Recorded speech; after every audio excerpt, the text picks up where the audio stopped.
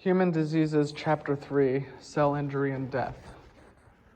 We start with cellular adaptation, which can be atrophy, dysplasia, hypertrophy, hyperplasia, and metaplasia. Atrophy is the decrease of the size of a cell. Dysplasia is the overproduction of abnormal cells. Hypertrophy is the increase of the size of the cell. Hyperplasia is the increase in the number of cells. Metaplasia are mature cells that are replaced by other mature cells. So mature cells that are replaced by other mature cells. And then finally, there's hypoplasia, which is the decrease in the number of cells. You can start to think of that as plasia will be dealing with the number of cells, and trophy, that would be atrophy or hypertrophy, is the size of the cell.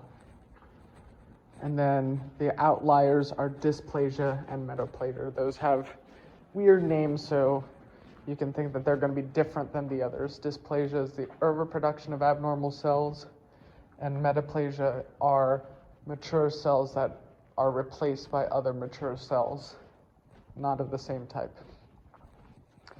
Then we go into cell injury. There are two types. There's reversible and irreversible, and those are pretty much exactly what they sound like. Reversible means that they can go back to its original form, so the cell can go back to its original form. But irreversible means that the cell cannot go back to its original form, which also can be called cell death. And the actual term for cell death is necrosis. So you can think that necrosis and irreversible cell injury are pretty much the same thing. Under necrosis, there are some other types of, there are other things under necrosis. There's eschar, which is dark brown, leathery looking. It's non-viable. There's gangrene, which means a loss of blood supply. Hyperkeratosis, which is dead, dry skin. You can think of calluses for that one. Then there's slough, which is a stringy yellow material where a wound is normal. So stringy yellow material where a wound is. Under irreversible, there's also pycnosis, which means that the nucleus starts to shrink up. Karyorrhexis, the nucleus becomes fragmented, so it's in little pieces. And karyolysis, which means the nucleus fades away. So pycnosis, the nucleus starts to shrink up, so it becomes really, really tiny, like a little dot. Karyorrhexis, the nucleus becomes fragmented. It's all in little pieces around the cell. Karyolysis, which means the nucleus fades away, so the cell doesn't seem to have a nucleus. Some of the causes, one of the causes is calcification. There are two types of calcification. There's dystrophic calcification, which is the loss of elasticity and growth of hard material. And then there's heterotrophic ossification, which means the bones grow into the nucleus or fascia. Another cause could be apoptosis, which apoptosis means the natural programmed cell death. So it's what normally will happen when a cell dies.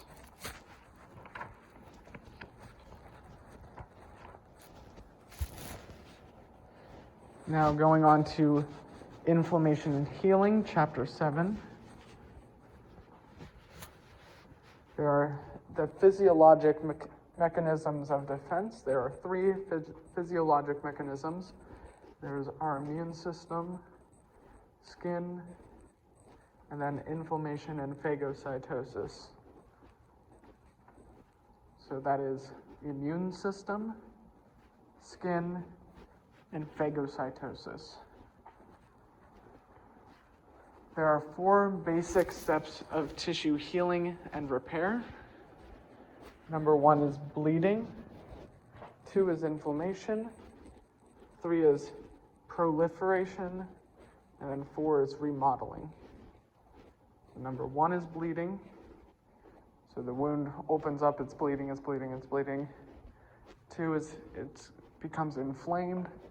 So there's heat, swelling, pain, redness, and reduced function with that to try and close off the wound. There's proliferation, which basically means after the inflammation closes off the wound as much of it as it can, the proliferation puts a small layer of kind of like clotting to help have it repair. And then remodeling is when it finally starts to become normal.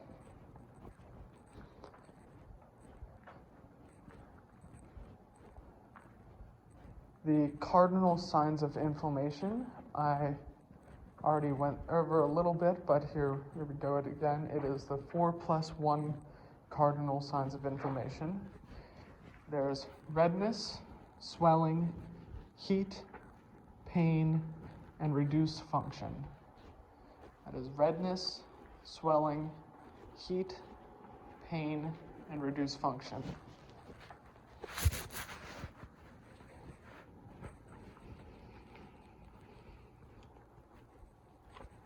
And then for injuries, there's 2 types of injuries. There are acute injuries and chronic injuries. Acute pretty much means anything from like 24 to 48 hours. That is the initial part of the injury. And then chronic is pretty much everything after that that can last for weeks, months, or years. The next thing is cells/components involved in healing. There are PMNs. That is PMNs. Those are cells that come to the area in the initial phase of healing. Cells that come to the area in the initial phase of healing. Then there are myofibroblasts, which are the contraction of the wound. Angioblasts, which is kind of that granulation tissue. Fibroblasts, those produce fibrin and collagen, forming meshwork around a wound. So that is PMNs, cells that come to the area in the initial phase of healing. Myofibroblasts, a contraction of the wound. Angioblasts, which are granulation tissues. Fibroblasts, which produce fibrin and collagen, forming meshwork around the wound. That's pretty much it for that. Then we get into exudate, which is the drainage from the wound. Drainage from the wound can be normal or abnormal. And there are around 4 different types of drainage. There's serous, which is the typical drainage. So that will look like kind of a clear liquid coming out of a wound. That is normal. Then there's hemorrhagic or sanguineous, however you want to call it. Sanguineous or hemorrhagic. That is also a normal type of drainage. it has a pinkish tinge to the clear liquid. So it's pretty much the same. It actually is the same type of drainage as Cirrus. The only difference is that it has a little bit of blood, which gives it that pinkish tinge, which means it's completely normal to have. Then we have purulent, which is kind of the bad. This is the main bad one. That type of drainage will be thick, green, or yellow drainage. And that is not typical. That means the wound is infected of some sort. So that's purulent, and that is thick, green, or yellow drainage, not typical. And then there's also serosanguinous, which was a combination of the first two, where it's a combination of the first two, serous and hemorrhagic or sanguinous. It pretty much means that it is the clear liquid, but a fair bit more blood. So it's going to be a mix of the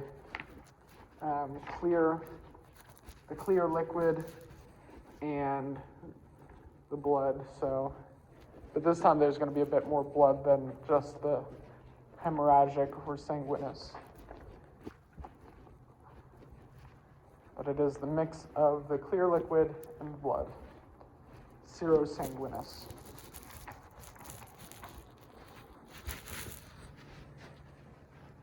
Okay, then we get into the systemic effects of inflammations. These are some of the signs and symptoms that can occur because of inflammation.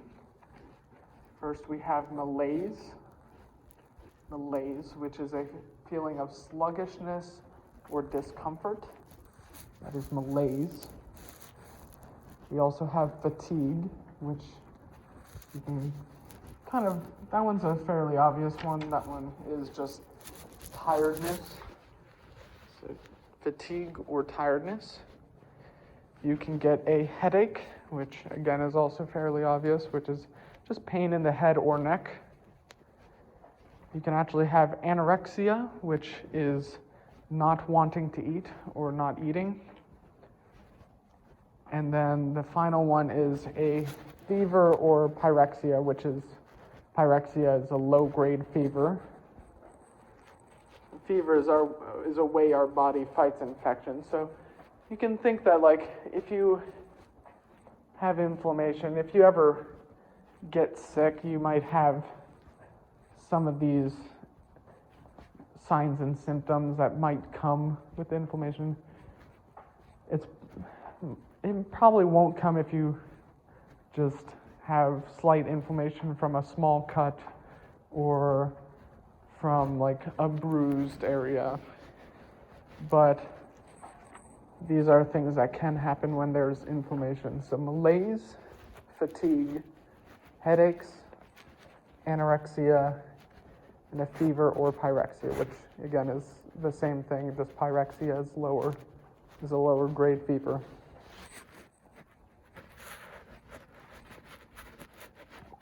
Some of the ways that we can test for inflammation.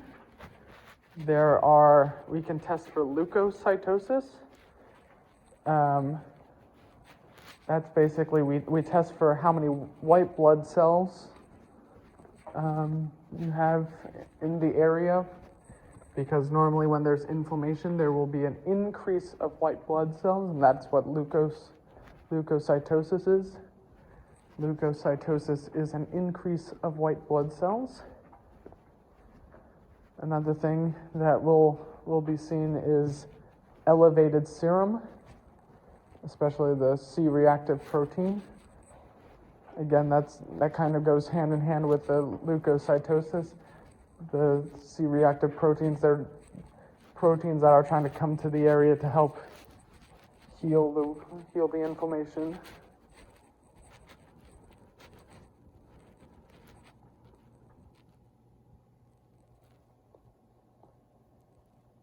Then the next one is elevated erythrocyte sedimentative rate, or ESR.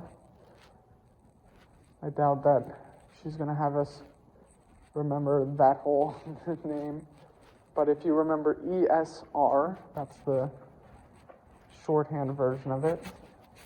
That means red blood cells go down quickly, which shows signs of inflammation. So that's red blood cells go down quickly, which shows signs of inflammations.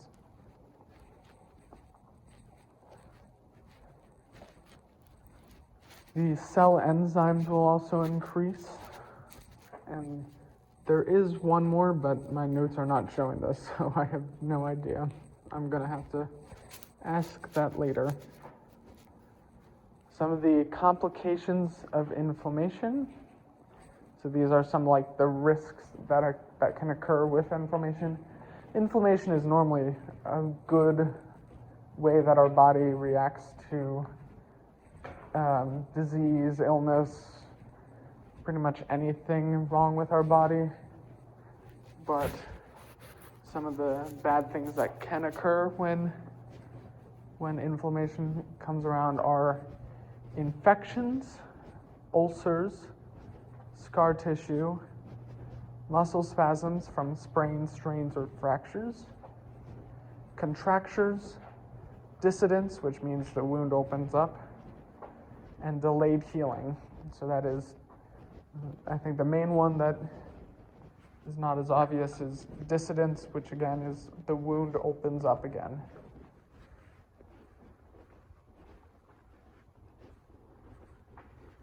And then how we help get rid of inflammation, we can always remember PRICE, P-R-I-C-E, which would be protect, rest, ice, compression, and elevation. Sometimes this can be read as RICES, which would be everything is the same except the S at the end stands for support.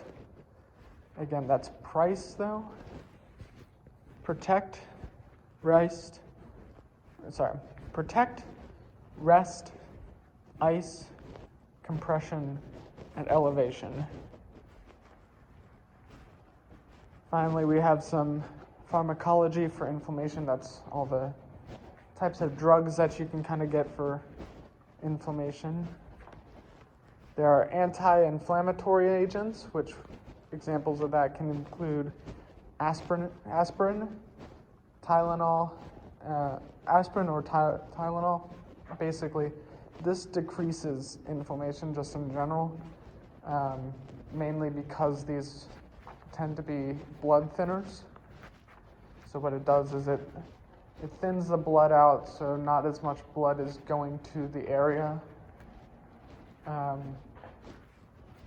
which decreases inflammation. Some of the other ones is NSAIDs, which is non-steroidals. Some of those can be shown as ibuprofen, also like Advil, Celebrex, and any anti-inflammatory type stuff. Then we have steroidal anti-inflammatory drugs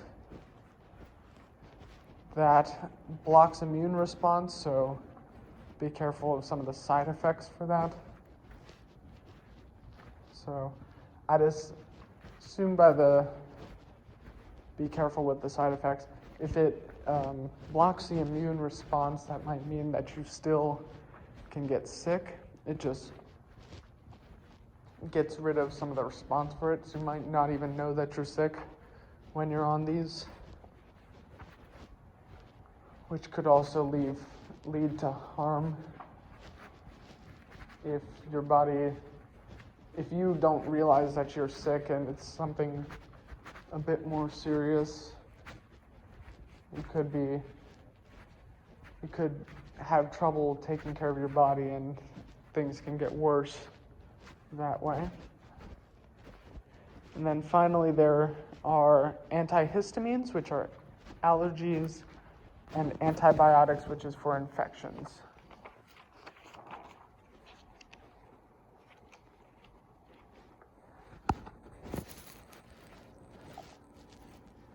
Now, the next thing is going to be healing by intention. This is something that I at least really need to study, and is probably going to be at least, there's definitely at least going to be a couple of questions on the quizzes or exams from this, so this is something that you should know. So you have primary. These are healing by intention, by the way. These are all scrapes, cuts, those types of things. How those are healed. So there's 3 ways that those are healed. There's primary, secondary, and tertiary. So primary is a clean cut edge that can easily be brought back together by stitches. With primary, there's not much scarring, so that is always a good thing. It means that you can kind of go back to how your skin originally looked. Next, there is secondary. Secondary is usually caused by infections or debris in the wound, which pretty much, for secondary, the wound is left open to heal. So secondary, the wound is left open to heal. And then finally, there is tertiary. Tertiary, the way I think of it at least, is like it seems to be a combination of primary and secondary.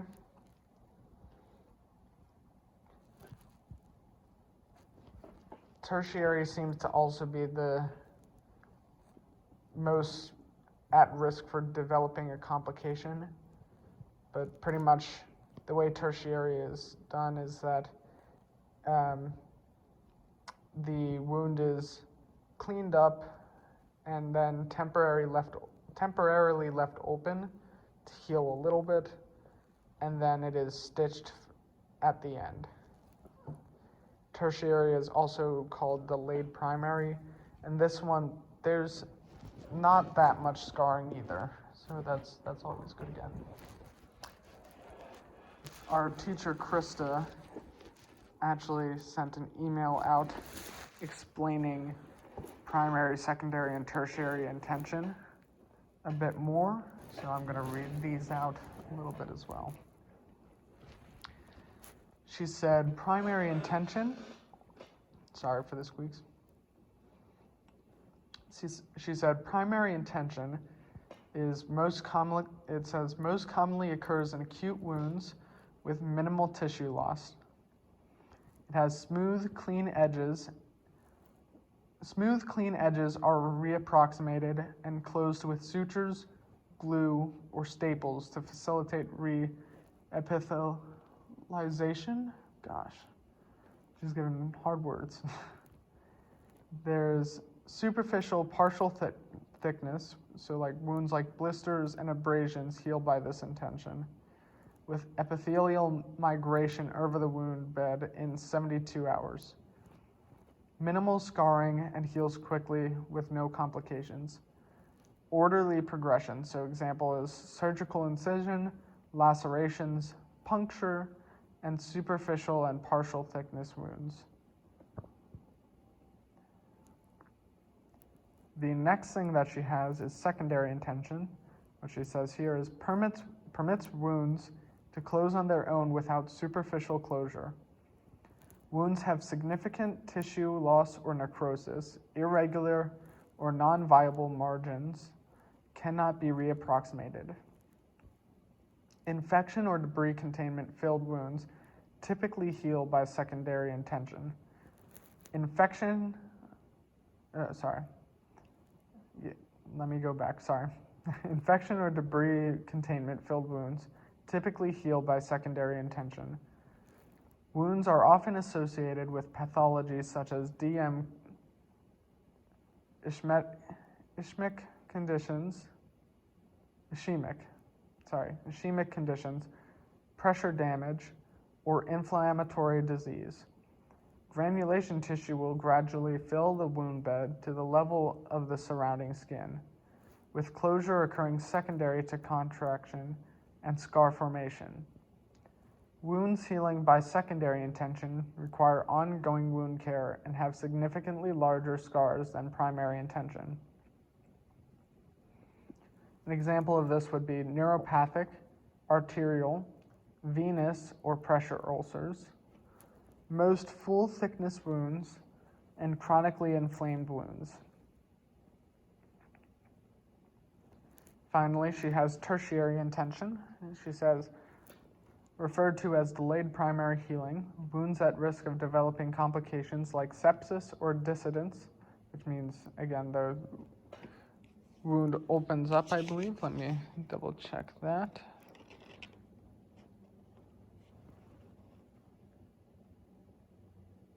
Yeah, dissidence, wound opens up.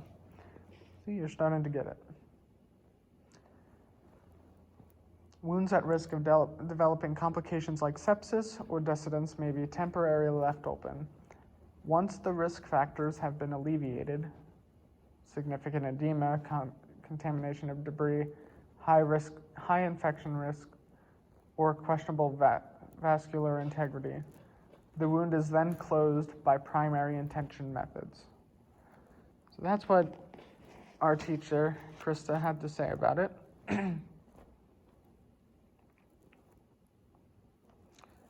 The next thing that Krista had was factors affecting the wound healing. This can be anything pretty much. There's so many factors that can affect wound healing. This can be age, their lifestyle, how deep the wound is. That is pretty much like most things. You can't really go too far wrong with that one. So then she has wound types. The first one she talks about is ulcers. There are arterial insufficiency, which is a decrease in oxygenation. It's usually on the lateral malleolus. It has round edges. It's normally shiny. It's without a pulse. So if you check the pulse, it typically doesn't have a pulse. To heal this, make sure you do not elevate it. It brings more pain. And do not give compression for the same reason. This is because it already is losing oxygen. We want the oxygen to be able to go down there. So if we elevate it or compress it, that makes it even harder for the oxygen to go to that area. The next one is a venous insufficiency. There is a medial malleolus. It's usually on the medial malleolus. It has jagged edges. It's normally darker. This one will have a pulse, and this one you do want to elevate it and give compression because the oxygenated blood is already down at the area. It's having trouble going back up to the heart. So you want to try and compress it or elevate it. Then we have neuropathic, which is similar to venous. Let me look that one up because that's all I have.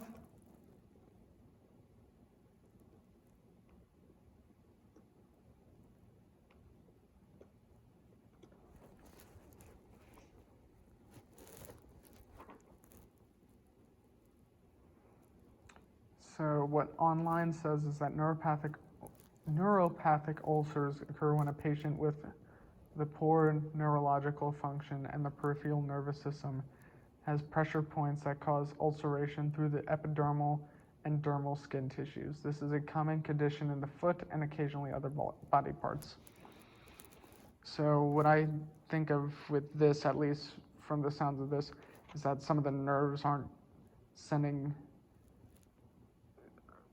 having poor signals sent. It doesn't necessarily mean no signal sent. It might just be poor signals, which will cause ulcers and stuff. So Krista says to treat it similar to venous, so I guess you would want to elevated and give compression. Then there's also pressure ulcers. That is where you are sitting, lying down, anything like that in a place for too long. That's where the bony landmarks are coming into contact with something for a long period of time, and then will eventually create pressure ulcers. Those, you normally have to be in one position for over an hour. We want to change the position of the patient every hour, so that's that. And it says the area is prone to pressure ulcers. Honestly, I personally think that you can have any areas are prone to pressure ulcers. What Krista has is supine, prone, side lying, and chair, like sitting in a chair, sorry. But I think in some ways you could probably always have some sort of risk for pressure ulcer. Let's say you were leaning up against something for an hour, not that you would, but that would also be able to cause a pressure ulcer. Pretty much just any contact with from the bones to the outside for a long period of time, that's what will cause pressure ulcers. And then some of the wound healing interventions. There is debridement, modalities and physical agents, and dressing. So for debridement, there is two sections. There is selective and non-selective. Selective is much more specific. I have two things that go off of it. It says enzymatic, which is chemicals, and biological, which is maggots. And then non-selective is apparently non-specific. It takes viable tissue with dead tissue, I guess.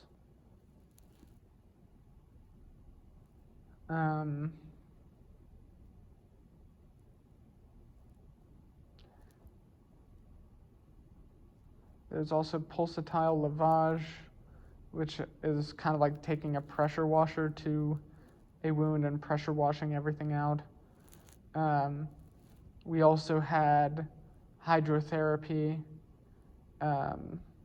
which that's submerging in water and cleaning that out. But as we've been told by our teachers, that's not necessarily a good thing to do anymore. That's not something that we really want to do, because the water kind of gets infected after you do that, and you're kind of just sitting in your own infected water, kind of. And then we have PT wound healing.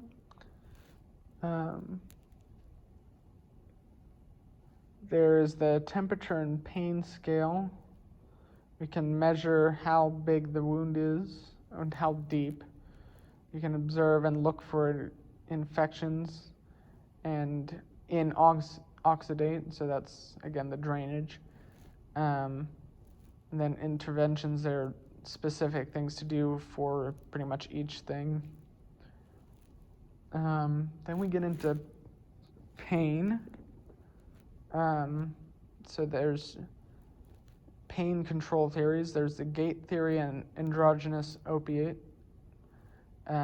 Gait control pretty much is, at least the way I think of it, is if you stub your toe or something like that, rubbing the area, giving the nerves a different sensation to take back to the brain, can help decrease the pain. So you're trying to add different sensations to try and to mask the feeling of pain. Endogenous opiate is basically our body always releases specific endorphins to decrease pain. This is our natural body's process. Androgenous opiate is kind of trying to use that and increase the increase the endorphins that come to the area to decrease pain. And then there are different ways of assessing pain. There's actually hundreds and hundreds of ways, honestly. Some of the main ones that are used are the numerical rating scale, the visual analog scale, and the McGill Pain Questionnaire. So the numerical rating scale is pretty much like, okay, rate your pain on a scale of 0 to 10, with 0 being no pain and 10 being the worst pain you've ever felt. That can work, but it also has a bit of problems where other people's worst pain can be different than others. But it does, so that is where us as therapists have to come in and be like, okay, they're saying their pain is a 10 out of 10, but I can see them jumping for joy on the way in. And so maybe it's not really a 10 out of 10, but their perspective, they think it's a 10 out of 10. The visual analog scale is pretty much kind of the similar thing, but it's kind of like the smiley face one, because there's like 0 to 10 on smiley face, and like 0 is showing like a really smiley, happy face, and then 10 is really, really sad with a whole bunch of tears coming out. So that helps to give a visual sense of how much pain. I'd say normally a combination of the two is probably the best, but the visual analog scale, it tends to be a bit easier for patients to understand, I would say. And then PT interventions for pain. This is what was mentioned earlier. The PT interventions for pain, there's lots of things that we can do.